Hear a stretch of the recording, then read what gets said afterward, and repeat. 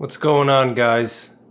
It's New York Prepper here. I just wanted to do another SHTF tactics video, and in this video I'm going to talk about fields of fire and why fields of fire are important, and why you should know what they are and how to use them to your advantage. So for a lot of people that haven't been in the military, or you don't have experience with these types of things, fields of fire is a very basic concept that you need to understand if you're an armed citizen, or if you're a prepper and you're preparing for bad times.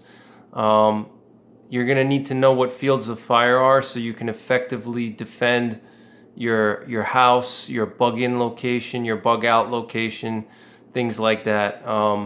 Same thing if you're going to be doing security patrols to patrol your property or patrol your community after an SHTF situation. You're going to need to know how to use fields of fire to make your security patrols the most effective as possible, and also to prevent any friendly fire incidents. Fields of fire are also important for ambushes and raids. I don't think many people will be doing a lot of ambushes or raids after SHTF, especially not preppers. I think marauders will be doing that, but there may be situations where you have to do an ambush, for whatever reason. I'm going to do a separate video on ambushes and raids after SHTF, because I feel that that's an underrated or overestimated part of prepping, which is the offensive part of security. Security is not just defensive, it's also offensive. So many times you have to take offensive action in order to secure, your neighborhood or secure yourself. And, we've seen that happen on a large scale in terms of wars around the world. Many times countries will take the first action in anticipation of being hit by the other country first. So they take a preemptive action before the other country can take that action against them. But I'll do that another video on that, because I think that's a good topic to talk about. But anyway, fields of fire. So what is a field of fire and how can you use it post SHTF? So I made this little drawing here, and I hope it really helps visualize what I'm trying to say. So here we have stick figures. If you guys notice these stick figure, well, this is a stick figure here.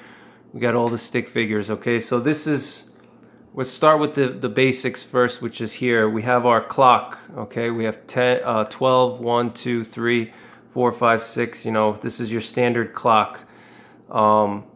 So this is like the very basics of understanding what a field of fire is. So if you're this guy right here, you're the stick figure. A field of fire is basically an area that you're going to be covering, with your firepower, with your firearm or whatever weapon you have on you. This is going to be your coverage zone where these arrows are. So as we see here, these arrows go through 2 o'clock and 10 o'clock roughly, in this kind of a 90-degree angle here. This is the most realistic field of fire, is like a 90-degree coverage, or even less, even more narrower than that, depending on the terrain. Your field of fire may only be this, may go from 1 o'clock through 11 o'clock. It may be a lot narrower. So it really depends on your terrain. If you're in a very open area, you may be able to have a larger field of fire. So you may be able to even go further out here.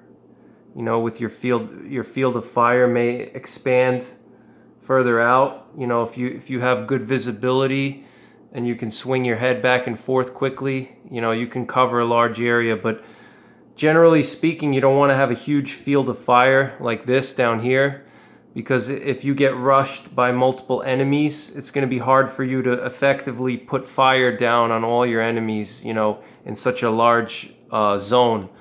So, unless you're working by yourself or in a small team, if you have like a 3-man team or a 2-man team, then you may have to have larger fields of fire. But If you have a larger group of people, then you can it's more effective to have a smaller field of fire like this, or the 10 o'clock to 2 o'clock, you know, something like this. Just because if you get rushed by enemies, you can overlap your fields of fire, which I'll get into in a minute, and you know, you can effectively cover a large area, you know, just by overlapping your fields of fire. So a field of fire is just a zone that you're going to be covering with your firepower, you know, whatever that is. It could be a firearm, you know, typically it's a firearm, but if you have any other kind of weapons on you, it's the zone that you're going to be expected to engage an enemy with, in an area where you're going to be engaging the enemy. So it doesn't have to just be with a firearm. You could be barehanded, or you could just have a knife or some kind of melee weapon. But you know, this is going to be your zone here. These arrows, you know, this is going to be your field of fire. That's where you're going to be engaging any kind of enemy or threat or hostile, you know, threat that you come across. This is going to be your zone that you're going to be covering, you know, with your weapons, whatever they are. So that's what a field of fire is. And then you have your clock, you know, so this is how, you know, if you're working with a group of people, if you're by yourself, it doesn't matter. But if you're with a team, you're going to have to communicate what your fields of fire are and what directions they are. So if I'm this guy here and then I have a buddy over here, you know, it's important to, you know, number one, for effectiveness, but also for safety. You don't want to shoot into into another guy. So you want to make sure that you're clear on what your fields of fire are, and that you guys set that out from the beginning. So let's say, you know, we're like, you know, half a mile apart or something, or quarter a mile apart. I may not be able to see this guy, you know, he's my buddy, but I may not be able to see him because there's brush in the middle. So I have to tell him, okay, my field of fire is going to be 10 o'clock to 2 o'clock, and I'm going to be, you know, in the north direction. Okay, so this way he knows, you know, where I'm going to be engaging in, and he knows not to try to set up over here, because then I'm going to be shooting at him. So he's going to make sure that he's to my west, you know, and he's also going to be engaging to the north also. So this way we're overlapping our fields of fire. And we're covering a maximum area. So if we go into this drawing here, you could see overlapping fields of fire. And so what you have here is you have 4 stick figures, and these could be, you know, a small prepper group, or, you know, you and your neighbors doing a security patrol. And when you have overlapping fields of fire, you know, these guys are all aware of what their fields of fire are. So everybody knows which direction they're supposed to engage in and what area they're going to be covering. And in this situation, they have full coverage of everything in front of them. So if they come across an enemy, you know, anywhere over here, you know, if they run into a bad guy here or here, you know, or even out here, it doesn't matter. They're going to have full coverage because it's overlapping, you know, so their fields of fire are overlapping, so these bad guys can't escape. It doesn't matter where they go. Unless the guy goes out here, then he's gonna be out of their field of fire. But this guy could reposition, you know. But if this guy goes this way, or if he goes this way, or he goes this way, it doesn't matter. He's gonna be covered, you know. There's gonna be somebody covering his escape. And that's what an overlapping field of fire is. And if we're doing small unit patrols, you know, which is something that I think after SHTF would be a very common thing. You know, here you have the same 4-man team. And, you know, as you see, the fields of fire are covering a maximum area. And not only is this important for effectiveness, but it's also for safety. So as you see, you have the guy in the front, he's covering this area here. You know, this guy's covering the right side, and this guy's covering the left, and then this guy's covering the back. He's doing the rear security. You know, so these guys have their fields of fire set up so that they can do a protection from all sides. You know, they have the guy here is covering the right, this guy's covering the left, front and back. And so that's where fields of fire are important. You know, and let's say they come into contact with somebody. You know, let's say this guy in the middle here, he comes into contact. You know, there's a bad guy somewhere up here shooting at them. You know, and he's shooting in their direction. This guy's going to yell contact, and everybody's going to hit the ground, and then he's going to start shouting what direction it's coming from. And so if we go back to the clock, you know, he's going to say, you know, 2 o'clock. He's going to shout 2 o'clock, and then he may shout something else, you know, a bearing. He could say southwest or, you know, north, whatever, you know, whatever system that you guys work out, you know, whether you use the clock system or whether you just go north, south, east, west, that's fine too. But this guy's you're gonna want to have him shout, you know, when there's contact, everybody hits the ground, and then he's gonna shout what direction, so this way everybody can reposition themselves so that their fields of fire are directed towards that direction so they can engage the enemy. But in this situation, it's, as you see, they have a very effective use of fields of fire because they're covering all around them. But also for safety purposes, you know, if this guy in the back over here, if his field of fire was in the front, you know, he's going to shoot over these guys and hurt them. And, you know, we're going to have a friendly fire incident here. So that's where fields of fire are important. So this way everybody in your group has to know what direction they're responsible for covering. So this way there's no, you know, mistakes made when there's an actual situation where you have to engage an enemy. Like let's say, you know, the point man here, he runs into an enemy over here, you know, and all of a sudden he starts shooting, you know, he starts shooting at the enemy because the enemy's shooting at him, so he returns fire, right? This guy in the back here, he's a dope, you know, he doesn't know what he's doing, and he starts shooting back in that direction as well, and he starts shooting over his own guys. And, you know, he may hit 1 or 2 of his guys, you know, and he doesn't care because he's a dope, you know, he's not a smart person, he's just not, you know, the most intelligent, and he starts shooting in the same direction, and he starts hitting his own guy, you know. So in that situation, you need to reposition yourself. So, you know, this guy would go, let's say, go to the right, this guy would fan out to the left, and this guy would fan out this way, and you would spread yourself out, you know, so this way you can, you know, re-engage the enemy without shooting over each other. And then fields of fire, you know, are obviously important for defense as well as offense, obviously, because, you know, again, with the overlapping fields of fire, you know, let's say you have your prepper compound, you know, your bug out location, or this could be your house. You know, you have your house. You want to make sure that when you have people set up for defensive positions around your house, that their fields of fire are overlapping each other. You know, this way, no matter what direction the enemy's going to come from, there's coverage, you know, for any direction, and it overlaps. So there's no way that the enemy can sneak by without being observed, or, you know, without having fire, you know, returned toward them. You know, so if you have a bug out location and you're setting up a perimeter around your bug out location, you want to make sure that you use overlapping fields of fire to your advantage. So this way you have full coverage all around. So that's just another example of fields of fire being used in SHTF. And then here we also have a offensive situation. Here we have a situation where you may need to, you know, ambush, let's say, a group of bad guys, you know, for whatever reason. You know, these are the bad guys here. As you see, I circled them. There's 5 guys. These are your bad guys here.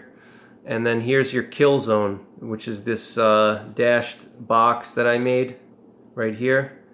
That's your kill zone, okay? And for whatever reason you decide to ambush these guys. Maybe they're a group of marauders, and they're going through all the local communities trying to hit them and loot and rape and murder and do all kinds of bad things that marauders will do post SHTF. These guys are going to be potential felons, murderers, the worst of society. These kind of bad guys are going to really potentially do bad things after SHTF. So you may have to take them out first before they take out you. If, let's say, they're going around community to community and they're robbing and raping and killing, you may have to take offensive action against them in order to prevent them from hurting you and your group. And you may have to ambush them on a roadway, or you may try to bait them somehow and draw them out, and then from there you want to make sure that you take them all out. So this is where overlapping fields of fire come into play. If you're going up against another enemy and you're trying to ambush them, especially if they're a larger enemy, if they're a larger force, you want to make sure that you overlap your fields of fire. So here we have your good guys, stick figure, this is your prepper group or your survival group, let's say. And as you see, the fields of fire are overlapping and they create a kill zone here. So anything inside of this box can be taken out, it can be effectively engaged by all of these stick figures. There's no escaping the kill zone. So if you're in here or in here, this whole area is covered with firepower, and this whole area is going to be under observation, and it's going to be covered by firepower. So anything in this area is going to be pretty much able to be killed, whatever that is. So here's your bad guys, and so this is your ideal scenario. If you're doing an offensive action, after SHTF, you want to make sure that you get all your bad guys into the kill zone and that you have your fields of fire overlapping, so there's no escaping. These guys, they can't go anywhere. No matter where they go, there's somebody covering them with fire, So and all these guys are overlapping their fields of fire, as you could see by the arrows here. So there's full coverage in this area. So that's pretty much it, guys. I hope that you enjoyed this video. I hope that I explained it in a way that makes sense. This is a very basic introduction, so I'm gonna go into more details of other things, like I'm gonna do a separate video on ambushing and stuff like that. I'm gonna do a separate video on reacting to contact. So like in this example here, let's say you're marching along in your group and you run into a couple of bad guys, and they start shooting at you from different directions. How do you deal with that? How do you return fire without shooting over your own guys? You have to reposition your group, so you don't get flanked. You don't want to get flanked. And then, if you want to go back and watch my video on enfilade and defilade, or enfilade and defilade, then that also explains, the concept of flanking. You have to understand the enfilade and defilade concept in order to understand why flanking is a bad thing and why you never want to be flanked. But pretty much you have to be flexible, and you have to be able to reposition your forces in such a way that you don't get flanked and you're in an advantageous position, so you defeat the enemy, and so you don't get ambushed, and so you're not the one that's in the kill zone. And the field of fire concept is not just for offensive purposes or defensive purposes. It's also for you have to understand also how your enemy is going to think. So your enemy, if they're setting up an ambush, they're going to try to get you into a kill zone like this. So you always want to avoid terrain features and areas that would make a good kill zone. And once somebody's trying to ambush you or your group, if you understand the concept of fields of fire, if your enemy has an understanding of fields of fire, they're going to set up overlapping fields of fire and they're going to try to get you into a kill zone. So at that point, your goal is going to be to try to get out of the kill zone as quickly as possible, without getting hit, and getting out of their fields of fire. So that's an important concept to understand. So I hope this video helped you guys, and I'm going to be doing a live stream tomorrow. It's Thanksgiving Eve tomorrow, and 2019, so I'll be doing a live stream. There's a lot of stuff going on to talk about. We have cold weather coming in. We have some bad winter storms in Colorado and different parts of the country. There was a lot of snow. I have to do more videos on winter survival. I'm going to do some videos on that and discuss some more current events that are going on. There's been riots in Iran. The people of Iran are rioting and uprising against their own government. They're rejecting the totalitarian rule that they live under. So there's a lot of things going on, and then we also have the election, the impeachment trial. Then there's the Navy SEAL Ed Gallagher that was tried. They tried to revoke his trident. So there's a lot of things to talk about. So join me on the live stream tomorrow. I'm gonna post a notice about that tonight, and I hope you guys enjoyed the video. Take care, and God bless.